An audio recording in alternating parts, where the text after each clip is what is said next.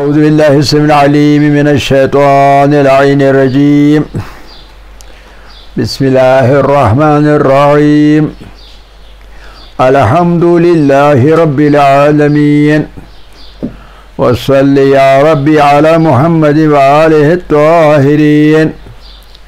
अल्लाहुम्मा सल्लि अला मुहम्मद व आलि मुहम्मद व अज्जिल फरजहुम वअज्जिल लिवलिय्यिकल फरज या करीम वजअल फरजना बिफरजिही या अरहमर राहिमीन। तवक्कलतु अलल्लाहिल अज़ीम।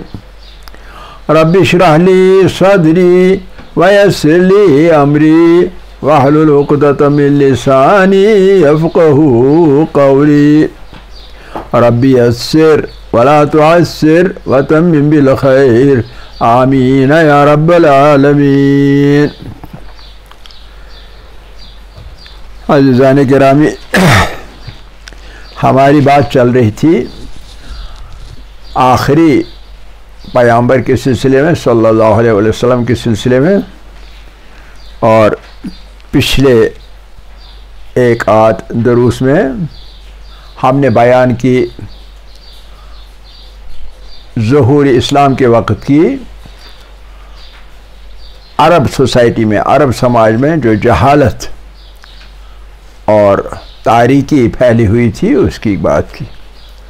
और फिर उसमें हमने रसूलुल्लाह सल्लल्लाहु अलैहि वसल्लम की विलादत और फिर उनकी ज़िंदगी का एक मुख्तसर सा खाका पेश किया और आखिर पर यह कहा कि पहले माशरा कैसा था और बाद में माशरा कैसा हुआ आपकी रहबरी के साथ। उसके बारे में हम थोड़ा सा समराइज फिर करेंगे कि नतीजा क्या निकला रसूलुल्लाह सल्लल्लाहु अलैहि वसल्लम की क़यादत का, और पहले क्या था बाद में क्या हुआ। हमने उस वक़्त कंक्लूड किया था कि जहाँ बुत परस्ती थी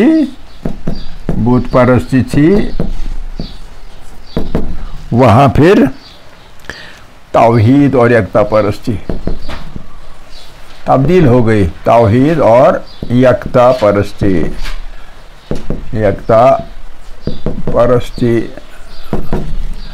बुत परस्ती तौहीद परस्ती, तौहीद और यकता परस्ती में तब्दील हो गई।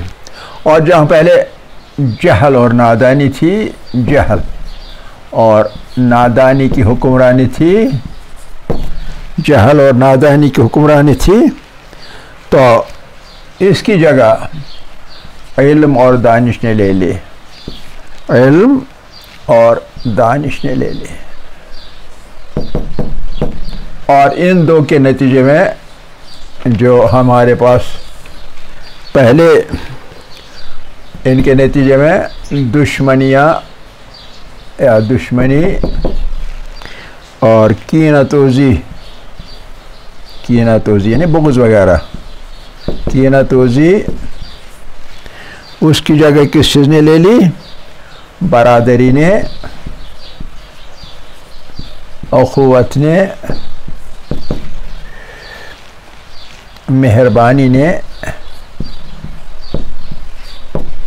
और इंसान दोस्ती ने, इंसान दोस्ती। और लिहाजा फिर नतीजा क्या हुआ?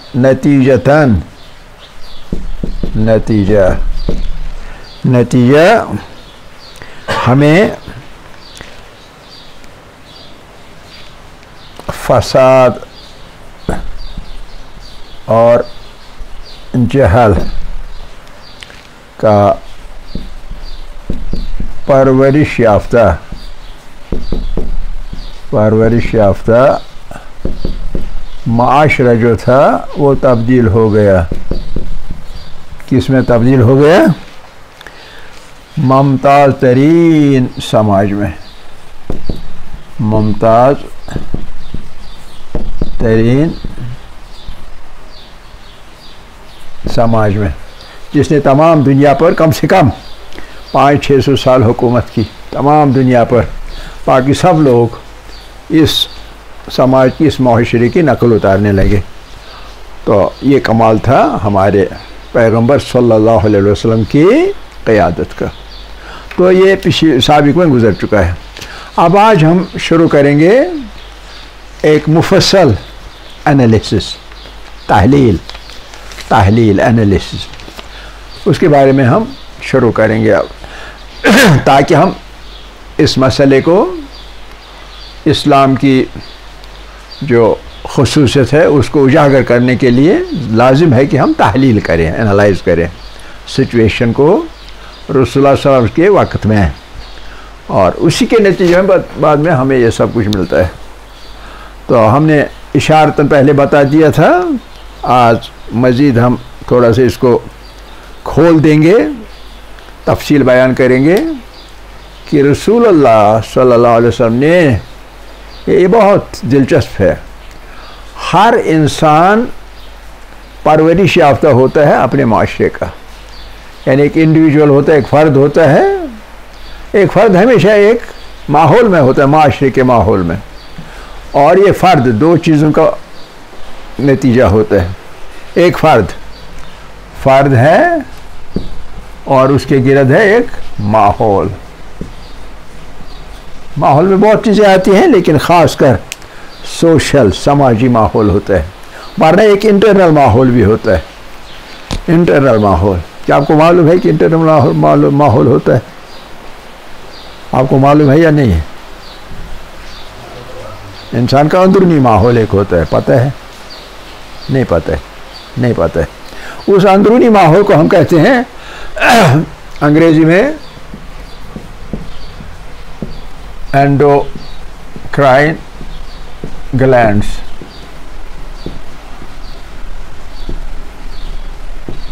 और इसकी बुनियाद पर एक मखसूस मेडिसिन के फील्ड में एक मखसूस एक ब्रांच होता है, उसको हम एंडोक्रिनोलॉजी कहते हैं, और कुछ डॉक्टर होते हैं स्पेशलिस्ट इन एंडोक्रिनोलॉजी। और एंडोक्रिनोलॉजी क्या होता है कि एक इंसान में एंडोक्राइन ग्लैंड्स होते हैं, एक्सोक्राइन और एंडोक्राइन। एक होता है एक्सोक्राइन, एक होता है एंडोक्राइन। जैसे बाइल होता है, बाइल लिवर में बाइल ग्लैंड होती है, एक ग्लैंड होती है, उसमें से बाइल निकलता है, हाँ, एक रस, और वो चला जाता है एक पाइप के ज़रिए से मैदे में, और वो डाइजेशन में मदद देता है, ठीक है। एक्सोक्राइन बाहर से एक नाली वगैरह, नाली के ज़रिए से। लेकिन जो ये ग्लैंड्स होती है एंडोक्राइन, इनमें नाली वगैरह नहीं होती है, बल्कि ये डायरेक्ट जो कुछ एक्सक्रीट करते हैं वो खून में चला जाता है, कोई नाली शाली नहीं होती है, जैसे किडनीज में होती है ना, एक रीनल एक पाइप होती है जो कि किडनी एक्सट्रैक्ट करती है, मिसाल के तौर पे पेशाब वगैरह खून में से निकालती है, और वो जाता है ब्लैडर में, और ब्लैडर से बाहर एक्सक्रीट होता है। वो एक्सोक्राइन ग्लैंड्स होती है, लेकिन ये endocrine, exocrine as against endocrine glands. ये एंडोक्राइन ग्लैंड्स बहुत अजीब तरीके से काम करती है, और इनका ताल्लुक, अगर हम ये कहेंगे इंसान जो कुछ है, इंसान के जज्बात, इंसान के डेवलपमेंट, इंसान का सब कुछ अगर हम कहें ये किस वजह से है, तो कहा जा सकता है बजा तौर पर ये सिर्फ इन एंडोक्राइन ग्लैंड्स की जो एक्सक्रीशंस होती हैं उनकी वजह से होता है। मिसाल के तौर पर पिट्यूटरी ग्लैंड, यहाँ पिट्यूटरी ग्लैंड जो पिट्यूटरीन एक्सक्रीट करता है, जाहिर निकालता है, ज़्यादा हो जाएगा आदमी कद में ज़्यादा बन जाएगा, कम एक्सक्रीट होगा तो आदमी ठीक ना रहेगा, समझे है ना। कि इसी तरह से हमारे किडनी के ऊपर एक ग्लैंड होती है, वो ग्लैंड जो एक्सक्रीट करते हैं, उस एक्सक्रीशन की वजह से कोई लोग जज्बाती होते हैं, कोई लोग ठंडे मिजाज के होते हैं, डिपेंड करता है वो कितनी मिकदार में और किस कंसंट्रेशन के साथ वो उस चीज़ को, जो उसकी सिक्रीशन है, उसको निकालते हैं, एक्सक्रीट करते हैं, समझे ना। तो वो ये सब चीज़ें इंसान की हर चीज़ को कंट्रोल करती। ओवरऑल डेवलपमेंट पीछे से एक होती है पिट्यूटरी ग्लैंड, वो जो सिक्रीट करती है, वो ओवरऑल इंसान की ओवरऑल डेवलपमेंट उसको कंट्रोल करती है। आप क्या मैदे के मरीज बन जाएंगे या नहीं बन जाएंगे, दिल आपका कैसा काम करेगा, हर चीज़ जो कुछ इंसान करता है उनको उसको वो कंट्रोल करता है। तो लिहाजा इस चीज़ को हम कहते हैं इंटरनल एनवायरनमेंट। लेकिन उसके मुकाबले ये तो हेरिडिटरी होता है, इंसान का इस पर कोई इख्तियार नहीं है, एक का असर दूसरे पर नहीं पड़ता है, इंसान का अपना माहौल है, अपने पर असर पड़ता है। लेकिन इसके बजाय जो बैरूनी माहौल होता है, बैरूनी माहौल का असर औरों का किसी एक पर पड़ता है। इसलिए जिस मिसाल के तौर पर फौज में काम करने वाले लोग सब के सब डिसिप्लिन होते हैं, वो उनमें आदत होती है डिसिप्लिन के साथ काम करने की, उनमें इनडिसिप्लिन नहीं हो सकता है क्योंकि they can not afford it. वो इनडिसिप्लिन करेंगे तो फायर किए जाएंगे, नौकरी से निकाल दिए जाएंगे। लिहाजा उनमें धीरे धीरे इंडोक्ट्रिनेट किया जाता है डिसिप्लिन, समझ ना। तो लिहाजा जो आर्मी का माहौल होता है वो माहौल इस फर्द पर असरअंदाज होता है, सही।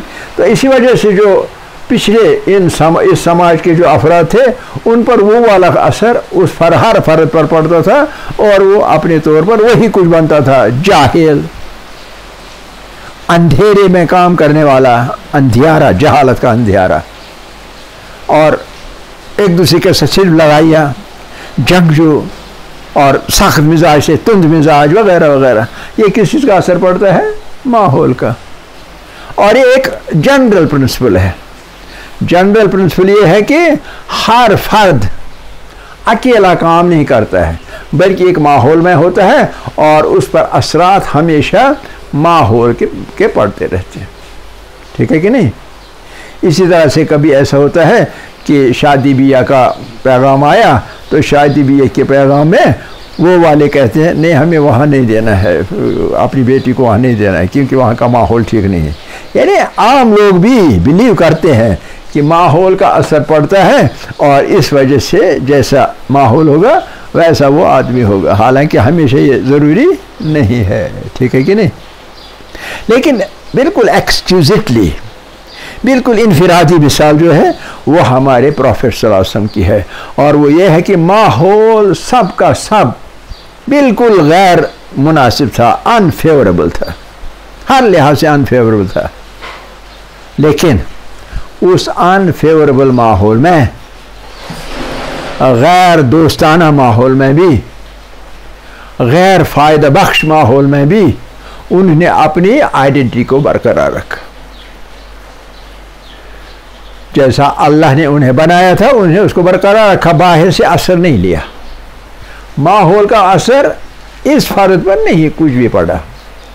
और ये एक अजूबा है, ऐसी बात हमेशा सिर्फ अंबिया के साथ होती है। लेकिन जिस हद तक ये चीज़ हमें दिखती है, मालूम होती है हमारे पैगंबर सल्लल्लाहु अलैहि वसल्लम के सिलसिले में, वैसी किसी और पैगंबर में नहीं दिखती है। और मैं ये माहौल और उनके दरमियान एक तफावत है, लेकिन हमारे यहाँ, हमारे पैगंबर के यहाँ ये तफावत बिल्कुल ज़्यादा था।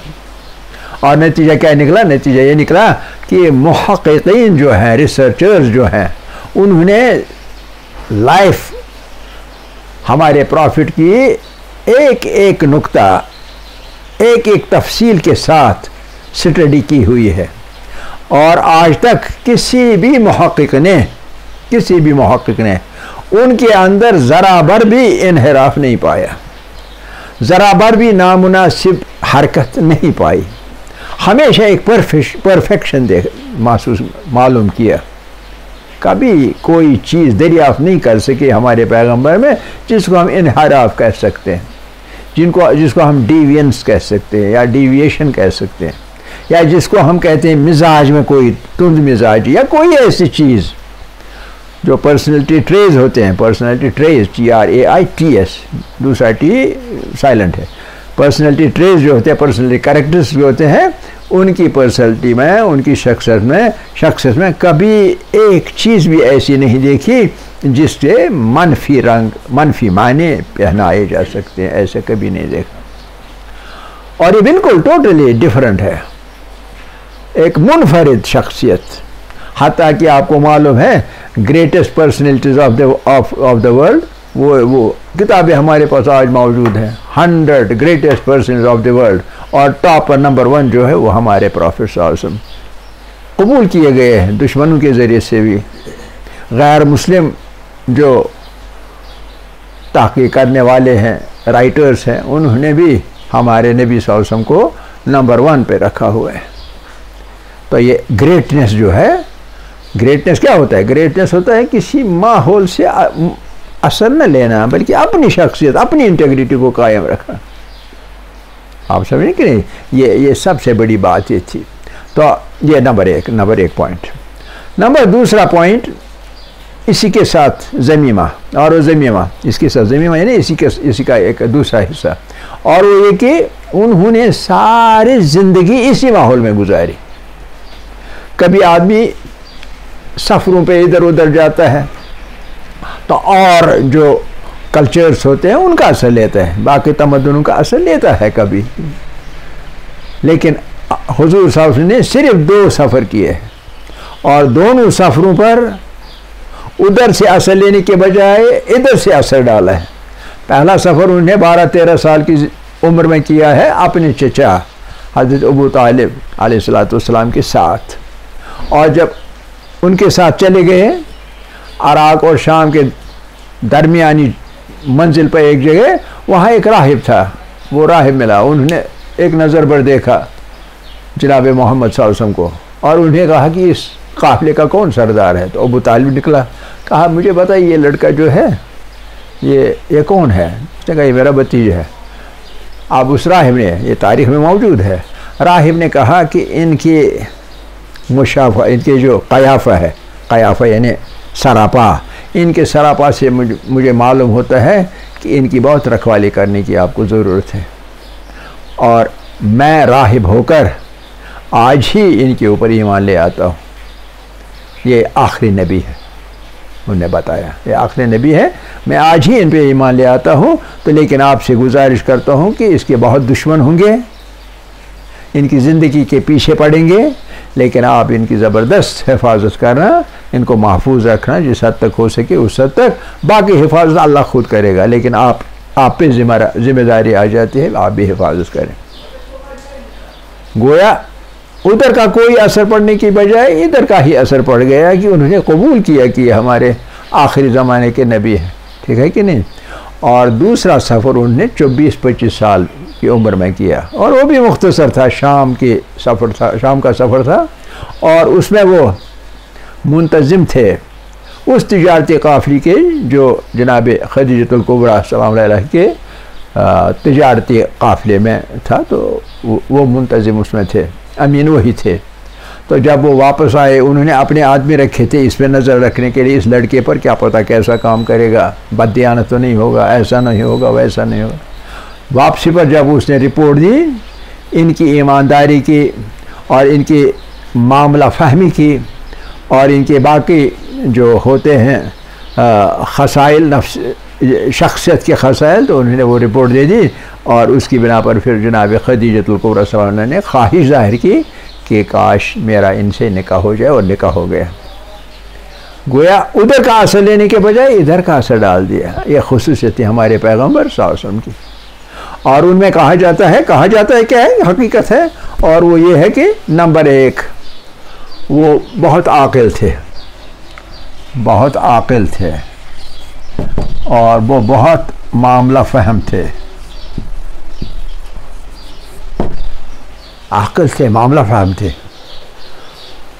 आकिल और मामला फहम के होने के मायने क्या है कि वो इल्म वाले थे, उनके पास इल्म था,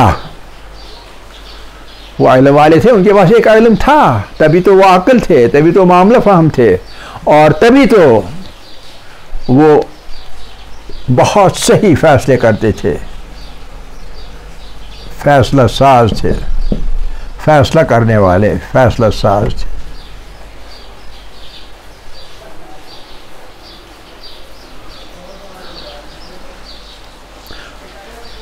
वादों के वफादार थे, वफा करते थे, वादे वफा करते थे, वगैरह वगैरह। फिलहाल हम एक हिस्सा लेंगे, बाकी जिनके बारे में बाद में बात होगी। तो ये चीज़ कि बेहतरीन फ़ैसला करने वाले थे, मामले को आराम से अच्छी तरह समझते थे, बाकी लोग उस तरह से नहीं समझते थे मामलात को, और अक्ल व दानिश में कमाल की थी। इसके लिए एक बहुत ही यानी दिलचस्प एक वाक़ा रोनुमा हुआ कि एक वक्त ऐसा आया कि जो खाने काबा था वो मुनहदिम हो गया, गिर गया था या गिर गया, क्योंकि उसमें ख़राबी आ गई थी। कहते हैं कभी सैलाब की वजह से, कभी किसी वजह से ख़राबी आ गई थी, तो लिहाजा खाने काबा को मुनहदिम किया गया। जैसे हम यहाँ आजकल कहते हैं किसी मस्जिद को शहीद किया गया, तो खाने काबा को हम भी यूँ कहेंगे कि शहीद किया गया, हालांकि इमारतें शहीद नहीं होती हैं, तो शहीद किया नहीं, मुनहदिम किया गया। ये तक़द्दुस के तौर पर कहा जाता है, शहीद किया गया। तो जब खाने काबा नए सिरे से बनाया गया तो अब एकदम से झगड़ा खड़ा हो गया। और किन में झगड़ा? जो झगड़ालू थे, झगड़ालू वालों का झगड़ा, ये कोई मामूली बात नहीं है ना। खून रेजी पर आते थे, बात बात पर एकदम से वो गुस्से में आकर एक दूसरे पर झपट पड़ते थे, जैसे दरिंदों की एक बस्ती है। तो अब झगड़ा खड़ा हो गया। और वो क्या था झगड़ा? तकरीबन 13 कबीले मक्के में रहा करते थे। हर कबीला समझता था मैं ही बड़ा कबीला हूँ, मैं ही शरफ वाला हूँ, हमारा कबीला ही सबसे अच्छा है, सबसे इज्जत वाला है। हर कोई कबीला ये कहता था, कोई किसी दूसरे को कोई अहमियत ही नहीं देता था। तो लिहाजा अब हजर अस्वद जो है उसको अपने मुकाम पर रखना है ना। ये कौन रखेगा भाई? सजाद साहब रखेंगे? नहीं, ये मीर वगैरह कुछ नहीं होते हैं। ना ना ना ना ना ना, हम जो हैं डार, तो हम तो सबसे ऊपर तो हम ही हैं, हम लड़ाकू हैं, हम क्या नाम है, बहुत जंगजू होते हैं, तो लिहाजा हम रखेंगे, हम इनसे ज़्यादा इज्जत वाले। और इस तरह से हर कबीला लड़ाई करने लगा। तो इतने में ऐसा हुआ कि किसी ने कहा अरे ये मोहम्मद ये बहुत अच्छा आदमी है, ये कभी गलत, ज़रा इनसे मशवरा ले लें। तो हालांकि वो उम्र में भी ज़्यादा नहीं थे, उससे बहुत उम्र में बड़े लोग ज़्यादा थे, लेकिन उन पे नज़र पड़ गई। किसकी वजह से नज़र पड़ गई? क्योंकि उन्हें अपने चाल चलन की एक छाप डाली हुई थी माशरे में। तो कहा ए मोहम्मद, हम लड़ाई झगड़ा करने लगे, तो आपका क्या ख्याल है, क्या करें, ज़रा आप बताइए। उनको कश्मीरी ज़बान में हम कहेंगे, उनको हिंदुस्तानी ज़बान में हम कहेंगे उनको पंच बना दिया। तो जब उनको पंच बना दिया तो उसने कहा ठीक है, ये कोई मसला नहीं, लड़ाई झगड़ने की ज़रूरत नहीं है, आप क्यों लड़ते हैं झगड़ते हैं। तो कोई उधर से क्यों ना लड़िए झगड़े, वो कहते हैं मैं डालूंगा, तो हम मरे हुए हैं क्या, हम डालने देंगे, ऐसा नहीं होगा। उसने कहा नहीं, ना वो डालेगा ना आप डालेंगे, आप सब डालेंगे। तो वो देखने लगे क्या सब डालेंगे, क्या मतलब, ये कैसे हो सकता है, सब क्यों का डाल सकते, सोचने लगे। उन्हें कहा बहरहाल फैसला आपका, आप जो कहेंगे हमें कबूल है। उसने कहा पहले ये आप वादा दे दो, जो मैं कहूँगा वो आप करेंगे। तो सब ने कहा बैक ज़बान कि हाँ ये हमें कबूल, जो आप कहेंगे वो करेंगे, लेकिन ये कि किसी की पस्ती नहीं होनी चाहिए, हर किसी की इज्जत बरकरार रहनी चाहिए। उसने कहा ऐसा ही होगा। कहा अच्छा ठीक है, चलिए ठीक है, आप फैसला कीजिए। तो फैसला साज थे। उन्होंने कहा हाँ मुझे एक चादर की ज़रूरत है, एक कंबल की, एक चादर की, कमली वाला था ना, एक कंबल की ज़रूरत है, एक चादर की ज़रूरत है। तो एक चादर लाई गई कहीं से, उन्होंने कहा ये इधर बिछाइए, तो बिछा दी। तो वो उठे और वो जो हजर अस्वद था वो ला के इस चादर के मेरा इस चादर पर रख लिया। फिर कहा 13 के हर कबीला अपना अपना एक नुमाइंदा देगा। तो मीरों का एक नुमाइंदा मुकर्रर किया गया, पीरों का एक और डार, और इस तरह से राथर वगैरह सब के सब जितने कबीले थे हर कोई एक एक आदमी आ गए। 13 कबीलों के 13 लोग आ गए। कहा इस चादर के इर्द गिर्द रहिए, वो रहे। कहा अब हर कोई इस चादर को उठाएगा। तो हर किसी ने चादर उठाया। आप समझ गए, कहा ओहो मोहम्मद ने तो बहुत अच्छा फैसला किया। हजर अस्वद तो हर किसी ने उठाया। कहा ले जाइए, उठाया उन्होंने चादर को और उसमें हजर अस्वद चला जा रहा है। कहा लाइए वहाँ तक जहाँ तक ये जहाँ रखना है। जो वो उसका कूना है ना, तो वहाँ तक लाइए। तो ले लिया वहाँ तक। तो कहा आप सब ने उठाया ना? कहा हाँ सब ने उठाया। कोई अबरमजिश तो नहीं, कोई कदूरत तो नहीं, कोई बुग़्ज़ तो नहीं, एक दूसरे के नहीं नहीं नहीं नहीं बिल्कुल सही। आप दीजिए तो ताकि मैं रखूँ, आपस में आपकी झगड़ा नहीं रहेगा। उन्हें कहा शौक़ से अब आप रख सकते हैं। तो फिर सभी की उन्होंने एक तरह से हम कहेंगे नयाबत की, और सभी ने उठाया, भी मामला रफा दफा हो गया और सब के सब खुश और खुशहाल हो गए। नहीं, हजर अस्वद हर किसी ने उठाया, और एक जो फैसला साज था आखिर पर उन्होंने अपनी जगह रखा, और अपनी जगह रख के खाने काबा की तामीर जो है वो आगे बढ़ी। तो ये मामला फ़हमी की बात है, मामला फ़हम थे और अक्लमंदी। हमेशा जो जज होना चाहिए वो अक्लमंद होना चाहिए, ताकि वो एक मामले को अच्छी तरह समझ के, जहाँ कहीं भी उसमें जहाँ किसी भी कुछ चीज़ें समझनी हुई वो समझेंगे, और उनको तरतीब देकर एक ऐसे अंदाज में पेश करेंगे कि दो मुतहारिब आपस में जंग करने वाले दो मुतहारिब फरीक भी कबूल करेंगे कि नहीं यही सही था, यही सच था, यही करना था, और उसमें मैं भी राज़ी हूँ और ये भी राज़ी है। और इस तरह से मामला फ़हमी उनकी सामने आती। एक सीधा साधा वाक़ा है, लेकिन जहन में किसी के तब तक नहीं आया था, और उन्हें ऐसा किया। अल्हम्दुलिल्लाह अव्वलन व आखिरन व ज़ाहिरन व बातिन।